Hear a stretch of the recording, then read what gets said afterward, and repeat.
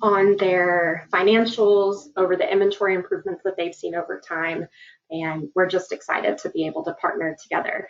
If you know Troy and Pam, they are actually, not only do they own a retail shop, but they are also sales reps in our industry. And so I am just so excited, and I'm actually fascinated by their points of view on both the retail and the sales rep side. So anyway, that's probably too much information, but you get it. And so for today, we're going to talk about how to have productive relationships and positive relationships with our vendors during this crazy time of a pandemic, right?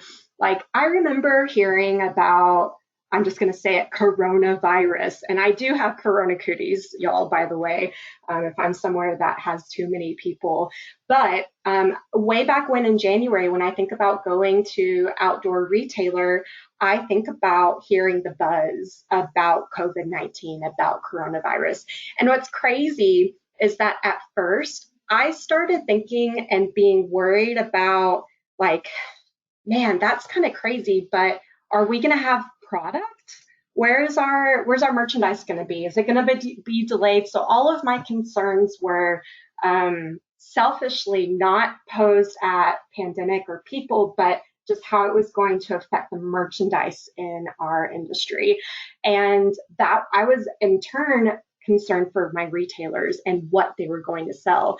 And man, has the world been turned upside down in the last really like 3.5 or 4 months now.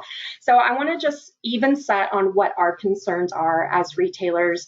And I think it's a good place too to talk about the hurdles of our brands and our vendors. And with me being an ex-buyer for 5+ years in our industry, and then also having retail clients all over the United States, in prep for this webinar, I engaged with 10 of my favorite different sales reps, independent, maybe they're internal sales reps, and even national sales managers in prep for this call to kind of get best and worst case practices and to understand what they're kind of forecasting for the future. So, and part of that, I think it's worth to discuss some of their hurdles that they're experiencing as well. I think one little bit that we'll talk about is how we're absorbing, assessing, and reacting to information during this time. I want to outline what a productive conversation actually looks like. I want to look at best and worst practices like we've been talking about, and then we'll reserve questions for the end in the chat box. And it just looks like a little speaking bubble, and you're welcome to put those in whenever you want, and we'll cover them at the end. So, okay, so what are concerns of our retailers? At first, I wasn't so concerned about the health and safety of others, but now I think that is a leading cause to consider the health and safety of not only ourselves, but our customers and their livelihoods, our employees and their livelihoods, and quite frankly, ourselves too. And not only are we thinking about the health and safety of ourselves, and one thing I kind of think of is, Maslow's hierarchy of needs. And if your basics aren't taken care of, then you don't have the capacity to care about the next bit on top. And so I think that it's a very interesting and relevant exercise to think about where people are on this hierarchy of needs and try to meet them where they're at. And think about it in terms of your marketing efforts to customers, how your employees are feigning, how they're doing. And then you can even apply that to yourself and kind of think about where you are on that hierarchy of needs and try and satisfy that level that you're at so that you can go on to that next level. Anyway, but also we're concerned for our business. That's a big portion of our livelihood. That's how we employ ourselves. That's how we employ others. That's how we service our community, and maybe even how we donate to some of the organizations that we're really, really proud of to be a part of. I think a lot of retailers are concerned about their payables, their expenses. Did they get funding? We're worried about our current stock levels. We're worried about sales. Down here in Texas, retailers are open at 25% of the max capacity as of a few days ago. And our retailers, honestly, we didn't have much of a notice that we had the ability to reopen. Some retailers took their time and decided to open a little bit later when they were ready. And other retailers were just like, I'm ready to open the door. My staff is already trained on how we want the customer experience to be afterwards. So let's just open the door. But so many people were just worried about our livelihood, and there are so many unknowns. I was a part of a conversation the other day where someone said, it's almost impossible to think about tomorrow, more or less 2 weeks from now. And I think us retailers are in a spot where we have to have a holistic view of where we're headed. And we're headed towards not only spring 20, but fall 20, which we're also kind of scared of, because not only is there maybe the reemergence of COVID-19, but it's also an election year. And we all know that election years are pretty odd when it comes to sales, especially when it's a highly contested one like this, in my opinion. And then before you know it, y'all, we're going to have to be buying spring 21. And who even knows what that will be like. And so we're just forced to make so many decisions about so many things that are unknown. Like almost anything that comes out of my mouth, I want to be able to put a physical asterisk on it so that people know that, well, that's today talking. If tomorrow's different, then I'm not responsible for it, you know? But as for hurdles with our brands, quite frankly, you know, most of their hurdles are going to be exactly the same as ours, just a little bit in a different place than the food chain, right? They're worried about the health and safety of their customers, which are you, as specialty retailers, their employees themselves, their business, and your business, like I just mentioned. They're also thinking about their current stock. Maybe they didn't have a chance to close out on fall 19 like they would have because us retailers closed so early that we didn't have a chance to help them sell through fall 19 and even spring 20. And now they're looking at fall 20 and just thinking, how are we going to sell this all? I know a lot of brands are starting to revise their orders and cut their orders by about 30% is the widespread statistic that I've heard. But yeah, the future stock and bookings, also including spring 21. Man, I'm really glad that I personally don't have to submit orders to a factory somewhere else, because that you're really shooting something in the dark. So I think spring bookings are going to be interesting, not only because, you know, spring 20 was so crazy, but also because the competitive landscape in spring 2021 is going to be completely different, not only from our quote unquote new normal for spring 20, but it's going to be different from even spring 19. Are people going to be purchasing local and specialty, but just on an e-commerce platform? Are they going to expect continued curbside or even home delivery? The competitive landscape will probably be changing because there are retailers that are closing, unfortunately. There might even be, goodness, just a shift in consumer behavior. I hope that we see more people that are interested in the outdoors, and I hope that that's a continued lifestyle change for them. One of my brands, one of my sales rep friends, he had even said, you know, I think that people are still going to value getting outside of their house.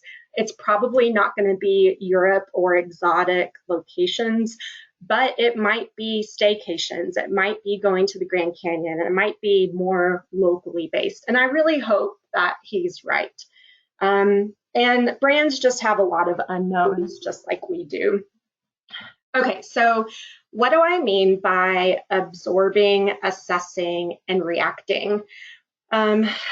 what I mean by that is this dynamic atmosphere that we're in, with so much changing so quickly and so frequently, we have to take this process and fast track it, right? Like maybe spring 19 looks like petals and roses compared to what spring 20 looks like.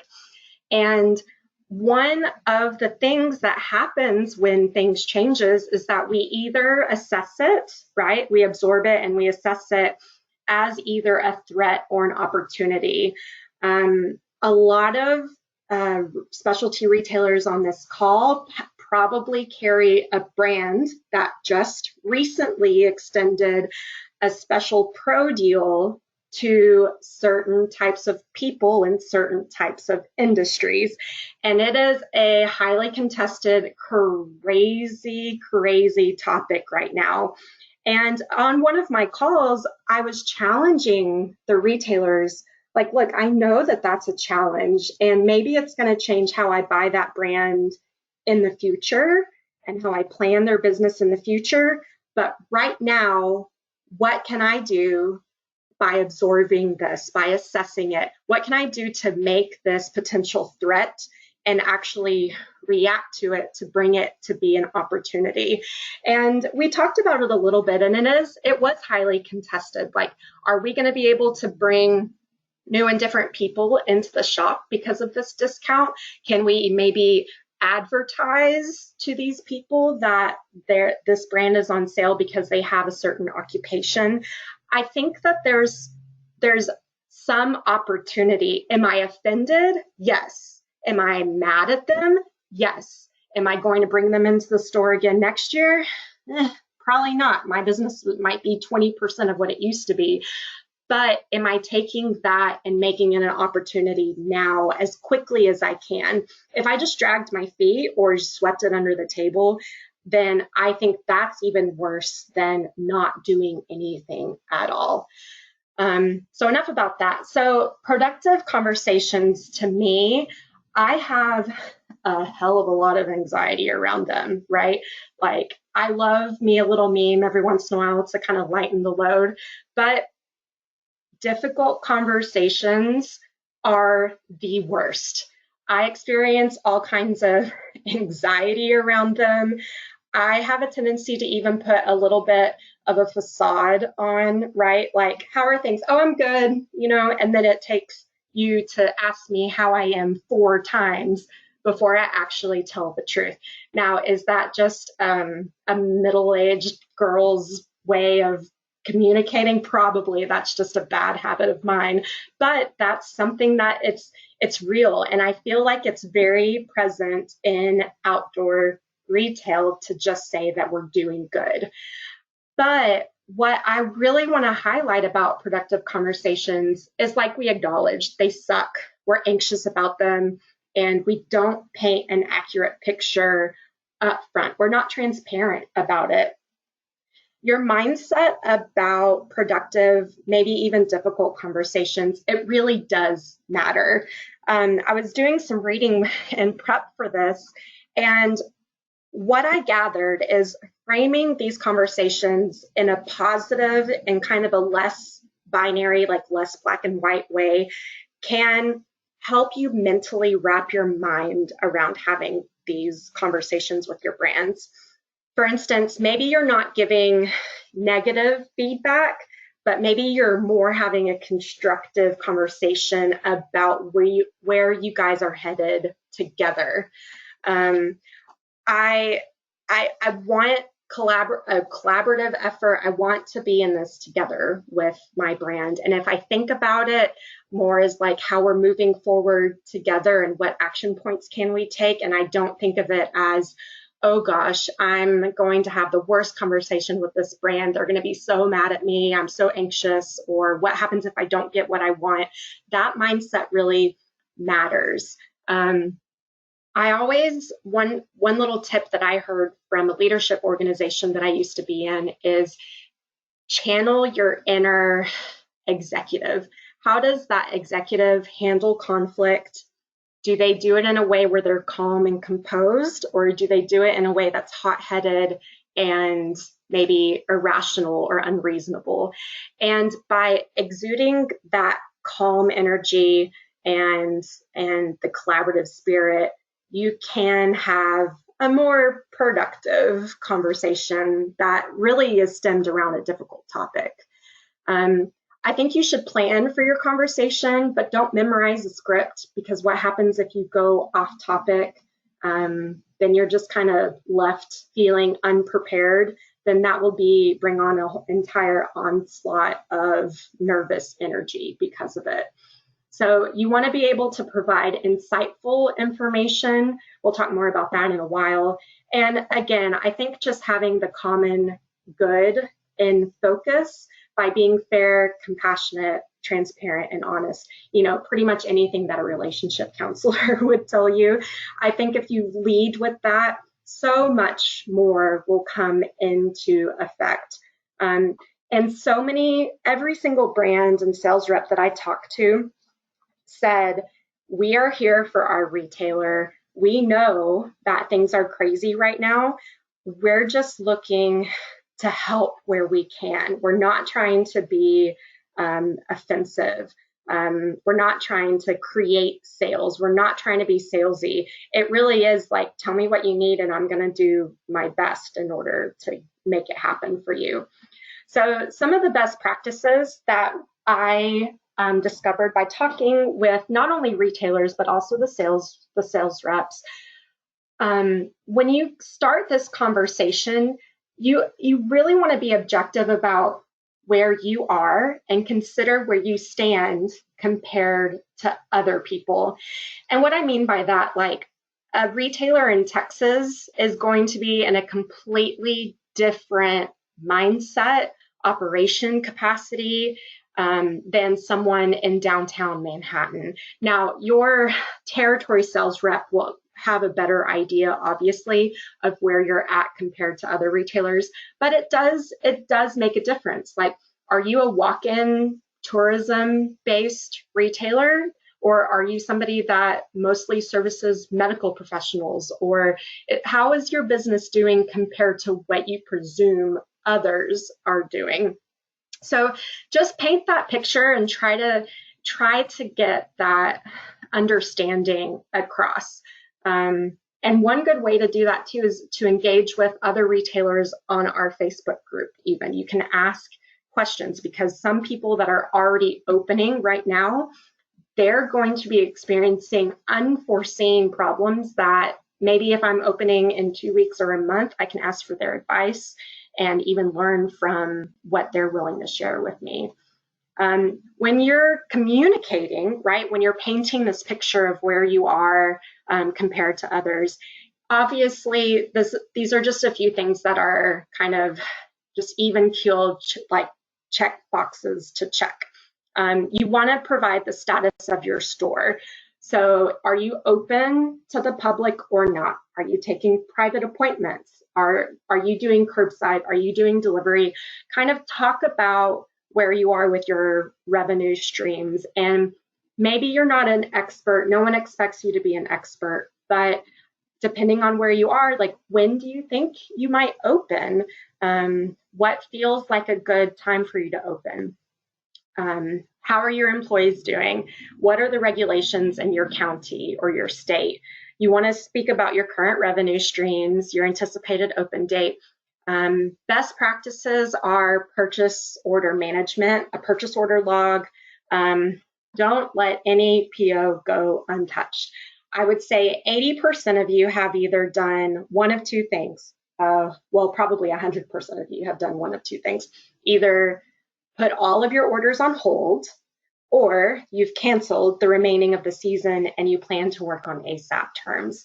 Whatever you do, just make sure that you follow up on the deadlines that you're supposed to have, because a $20,000 order from a brand that ships without us knowing or planning for it, it could be super detrimental to your business. So I think it goes without saying, but stay on top of your purchases and communicate truly if you want them, if you don't, if you need to continue to hold them. Just be mindful as you continue to hold them, there will be a threshold of you have to make a decision by them. So I think that's where some of these conversations and having a productive conversation with your rep, we'll talk about a few more things on the next slide that will help with that. So you want to present the relevant information. What I think is relevant, if I was a sales rep asking for information from my retailers, or if I am a retailer assessing my own business, here are a few things that I want to have burned into my brain, right? I want to understand how much fall 2019 remaining inventory I still have, because that is ice that is melting, and it is melting really quick. Down here in the South, it's already 94 degrees the next forecasted several days. This has absolutely no selling power. My Texas retailers that are stuck on fall product, we're doing my number one pet peeve, y'all. We're boxing it up and we're putting it in storage. And I hate to say that, but the way that our cards were dealt this season, we learned a really valuable lesson. We can never count on tomorrow to take care of yesterday's inventory, right? So I know that my retailers that got stuck with puffies, with fleeces, with downs, they're looking at January and February of next year and already wanting to be more aggressive with their markdowns and how they manage their goods. So that is just a red line to me. I want to know that number because to me it's dead inventory and I'm super motivated to get through it quickly. I want to understand what my spring 2020 receivings are so far this year, because that's product that needs to be selling, and it needs to be selling faster rather than slower. And if I'm a brand, I want to understand what that number is, even compared to sales.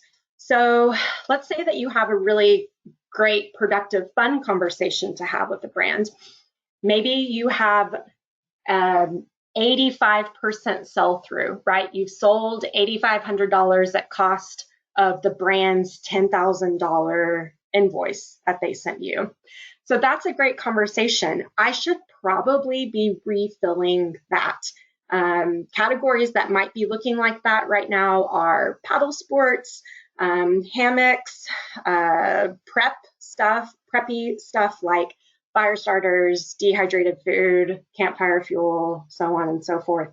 Running shoes, walking shoes, anything that facilitates somebody getting safely outside.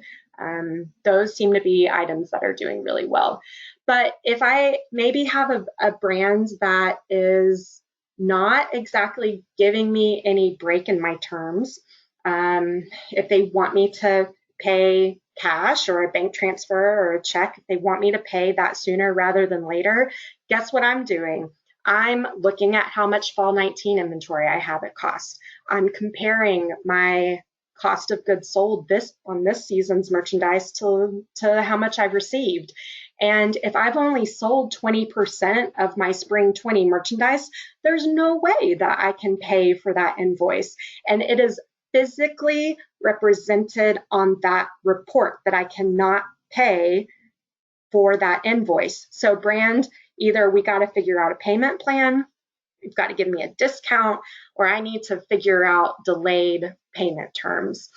I think by understanding where you are with these three metrics, it gives you a lot of negotiation clout with your brand. And it allows you guys to actually come up with that sell-through metric, but it also just allows you guys to establish not only a cadence, but it helps you establish realistic expectations of payment and of how the product flow is coming. And it just, facts speak really loudly, and it can help really for you to prep for this conversation with your brands. So when you're talking to your brands, and maybe it's best that you kind of establish your own store newsletter, quote unquote. Sometimes I really like getting weekly or bi-weekly updates from people. And if they don't have anything new to share, you know what? Even just that one message of, nothing new this week, continuing the same.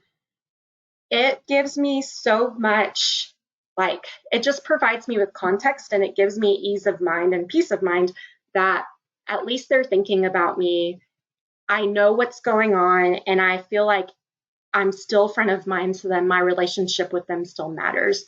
And one thing when you have your brands, when these conversations with your brands, you want to establish and kind of define what the triggers are and the decision trees. So a couple of different scenarios, right? Like if I can open the store on June 1st, I will take that $5,000 order.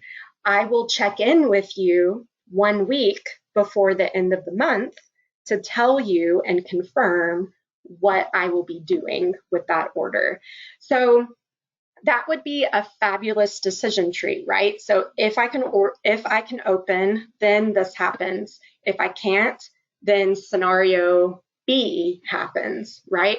So just thinking through what those decision trees look like for each of your brands based on time, opening procedures, product needs, it is definitely a best practice for you. Be as specific as possible. I think we talked about that enough already. Talk about the deadlines of when you're going to check in, of when you need to make a decision, and maybe even when your brands need to make a decision. Ultimately, though, it's up to you to define what your own needs are. It's not the brand's needs. It's not the brand's responsibility to come up with what works best for you. Y'all, two things on this. Well, just one, because that's what we have time for. Okay, so think about your preseason package. Think about, I know this happens in footwear a lot, actually, and sometimes in soft goods, but just think about when you go to a brand, they have a preseason booking discount available, and they tier you into different dollar buckets of preseason totals. That's great and all. And let's say that there's a percentage growth metric involved. If you grow 20%, if your preseason orders grow 20%, then we give you an extra 15 points or an extra 90 days of dating. Y'all, that's not a win-win-win. That's the brand coming up with what's best for them. It's not you coming up what's best for yourself. And so what happens season after season after season is you have more and more leftover merchandise, probably because you're outpacing what you really can sell. So just like appreciate what the brand pitches to you, and you can kind of see what they're motivated by what they bring to the table. And maybe consider that, kind of figure out what their motivations are, but maybe take some time. And it's okay. Hey, can I have a week to think about this and I'll get back to you? But you can use that and define it and adapt it to what really works best for you. And I think that's an important thing. It's okay to be selfish. It's your business. And the brands are doing it in the same way, but they're pretty darn sneaky about it sometimes. So just hold your business, protect it, because it's only you that's going to be the advocate for it ultimately. So consider where the brand stands compared to others. I think this is an interesting thing to consider. Just like as retailers, we should understand where we are in the total mix. We should consider where brands are in the total of the entire mix of our brands.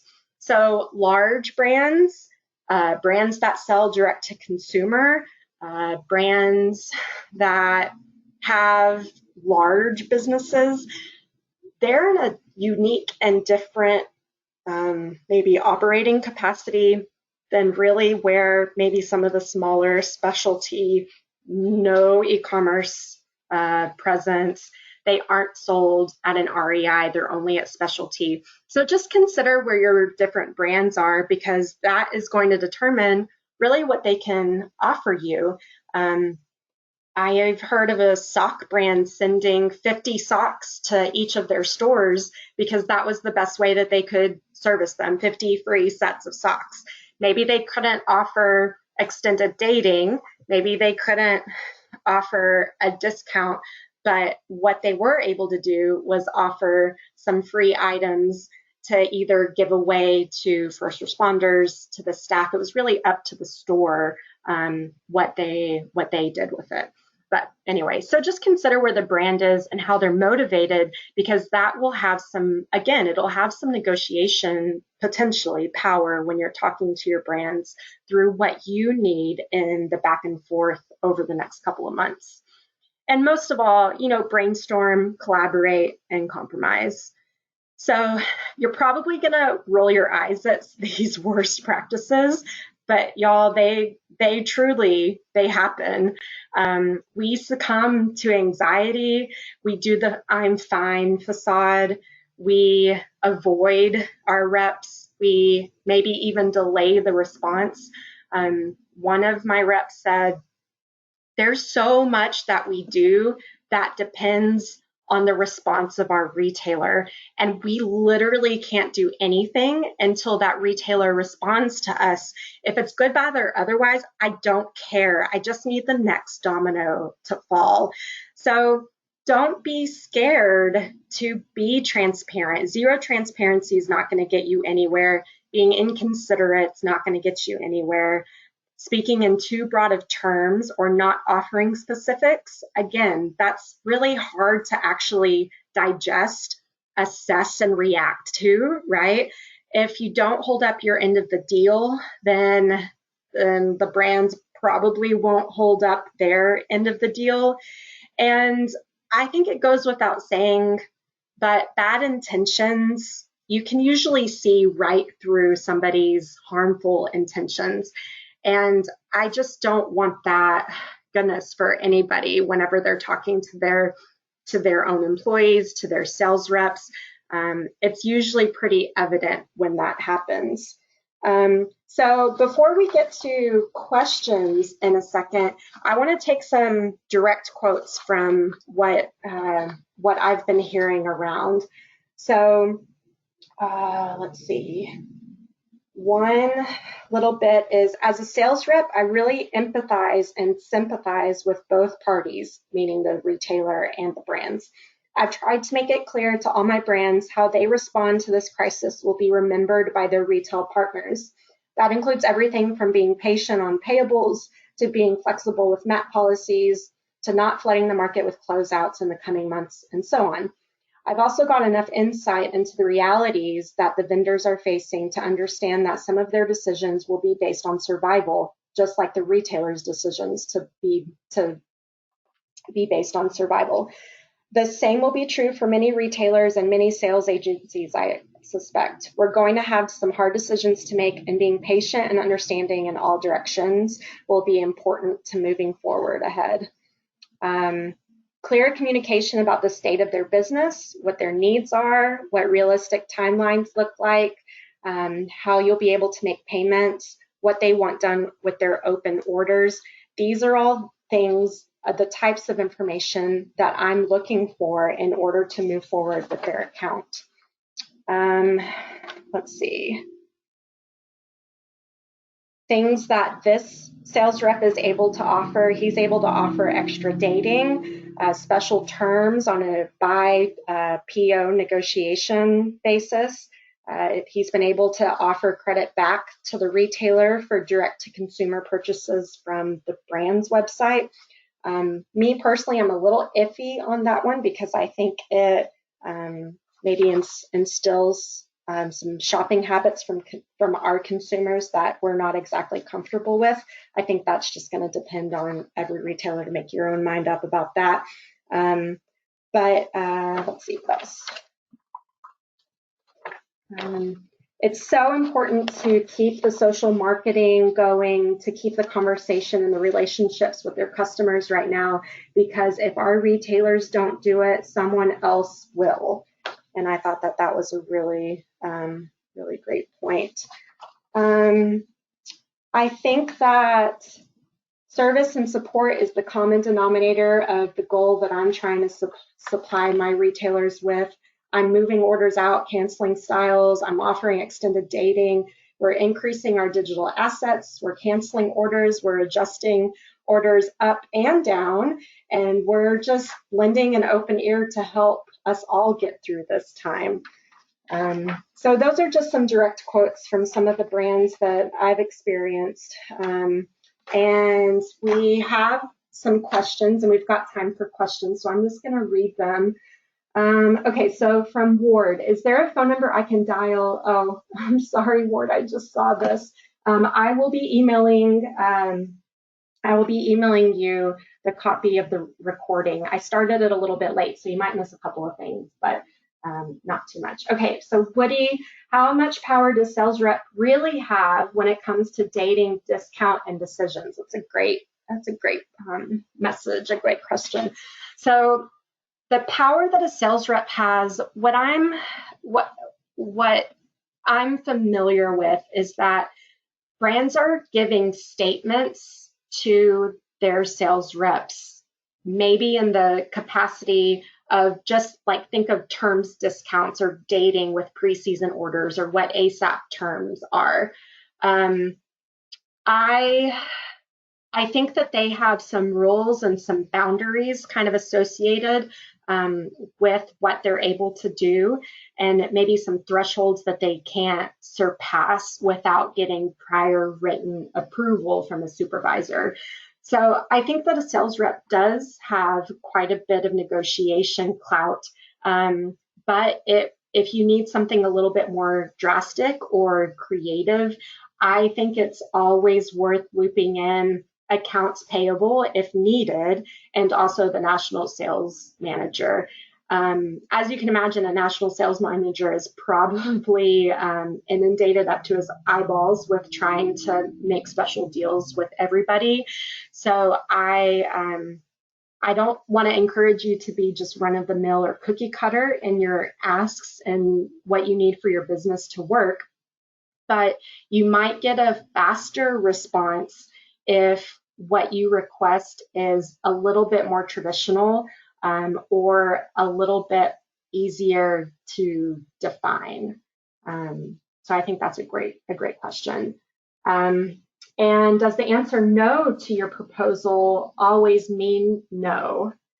You know what? I don't think so. What I would hope a sales rep or a brand would respond with is no, but we can do this. So I would expect a rebuttal and not just a plain no. I think if you get a plain just no and no rebuttal whatsoever from a brand, I think that I don't want to take anything, I don't want to assume anything. Maybe they don't have the capacity to think of a rebuttal themselves. And so maybe it is worth just that one extra email of backing down on your request a little bit more. So those are the questions so far. Does anyone have anything else? I mean, it doesn't necessarily have to be related to vendor relationships, but I want to make sure that we encompass everything. All right, from Packrat, how do you deal with a brand that cancels all your orders without your knowledge? Ooh, that's a doozy.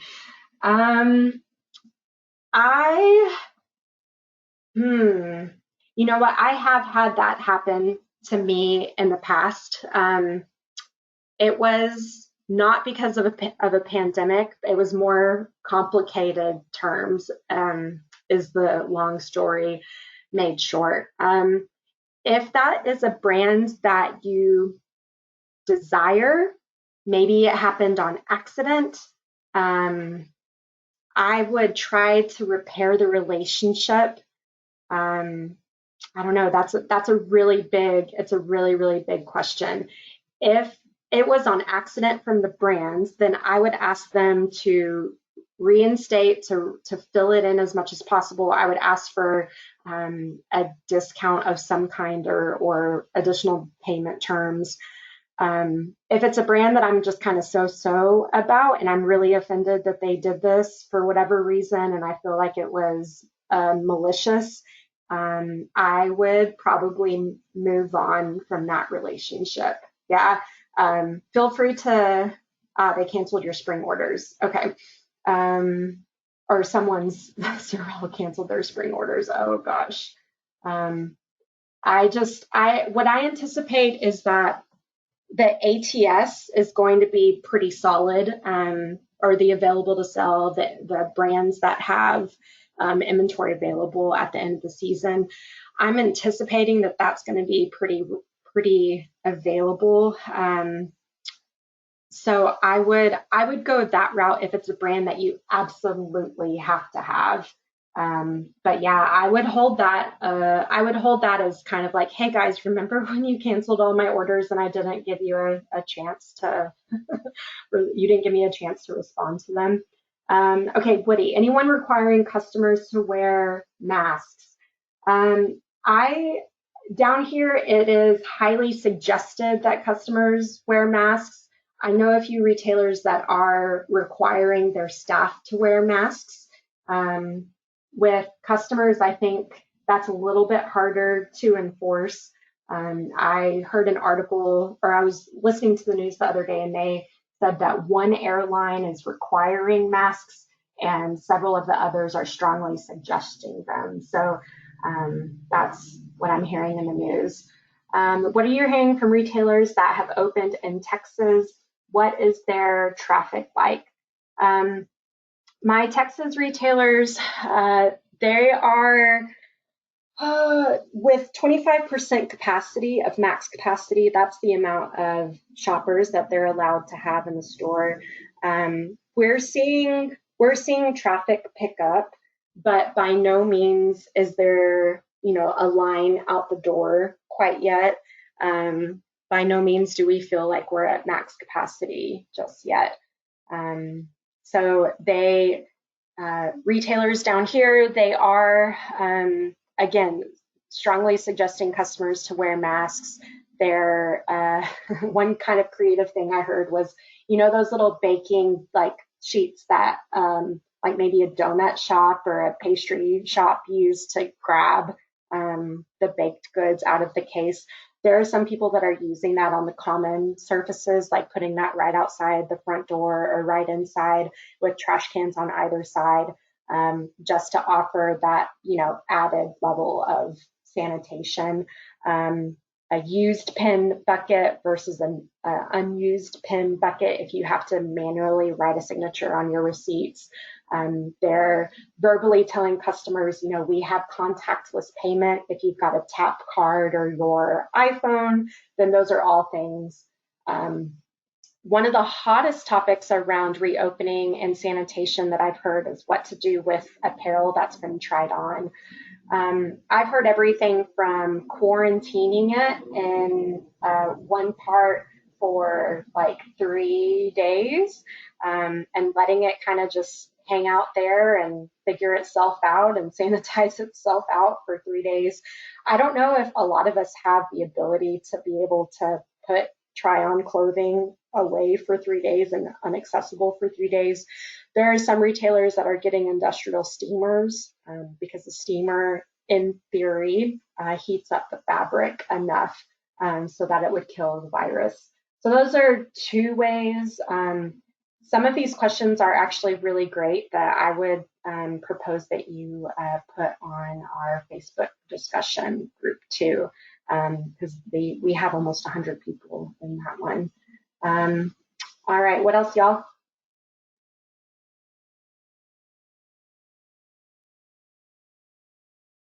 All right, so that looks like good for today. I really appreciate you all coming in and spending some time. And I just want to encourage you to get involved in our discussion at Outside Looks Facebook, sign up for our newsletter. And I would love to get y'all's feedback on anything that you implement. You can give me a shout at Carrie@outsidelooks.com, or give me a phone number or call directly to my phone. I'd love to continue this and unite you guys and talk about really relevant topics that our retailers and outdoor industry are really caring about. We had a point of sale discussion the other day that was pretty pointed, and a lot of really great information was shared. So I'm thinking I might do a few point of sale webinars, but would love to get your feedback if you want to know anything more about anything else. So I hope you guys stay safe and sane and healthy, and I will talk to you next time, y'all.